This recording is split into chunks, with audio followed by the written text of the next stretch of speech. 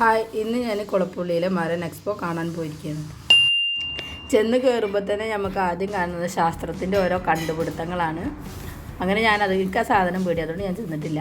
അങ്ങനെ അടുത്തതായിട്ട് ചെല്ലുന്നത് വിവിധ തരം മീനുകളെ നമുക്കവിടെ കാണാൻ കഴിയും.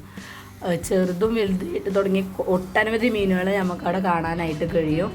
ആരാപ്പൈമാസ്, അതേപോലെ തന്നെ സ്രാവ്, ചെറിയ മീനുകൾ മുതൽ വലിയ മീനുകൾ തന്നെ നമ്മുടെ പിരാന, അങ്ങനെ എനിക്ക് എടുത്ത് പറയാൻ കഴിയില്ല. അത്ര അധികം മീനുകളാണ് അവിടെ ഉള്ളത്.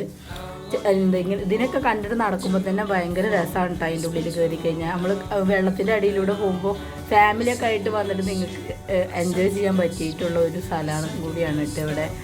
കൂടാതെ പാമ്പ്, ഊന്ത് തുടങ്ങിയ കാര്യങ്ങളൊക്കെ അവിടെ കാണാനായിട്ട് കഴിയും.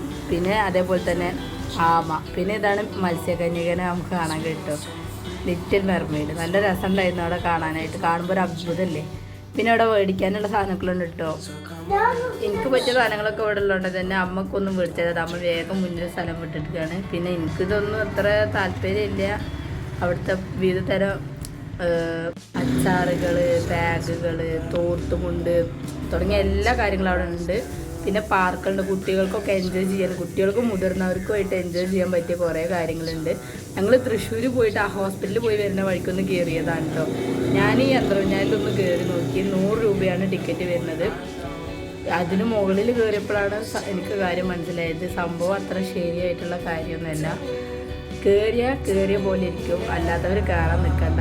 ആദ്യത്തെ 2 റൗണ്ട് കഴിഞ്ഞപ്പോൾ തന്നെ ഞാൻ ഫുള്ള് കണ്ണടച്ചിട്ട്, പിന്നെ എനിക്ക് എന്തൊക്കെയോ തല കറങ്ങണ പോലെ ഇങ്ങനെയൊക്കെ തോന്നിയിട്ടുണ്ടായിരുന്നു.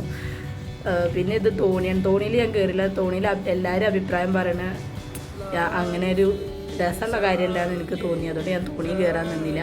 പിന്നെ എൻ്റെ അനിയൻ ഈ ഒരു റൗണ്ട് ഉണ്ടല്ലോ, ഇതിലൊന്ന് കയറിയിട്ടുണ്ടായിരുന്നു റൗണ്ട്. ഈ സാധനം എനിക്ക് ഭയങ്കര ഇഷ്ടമായിട്ടു. അതുകൊണ്ടാണ് ഞാൻ അത് വീഡിയോ എടുത്തിട്ടുണ്ട്. അനിയനൊന്നും കയറിയില്ല. അങ്ങനെ മറ്റൊരു വീഡിയോ ഇട്ട് വീണ്ടും കാണാം. ഇഷ്ടമായ വീഡിയോ ഒന്ന് ലൈക്ക് ചെയ്യൂ കേട്ടോ.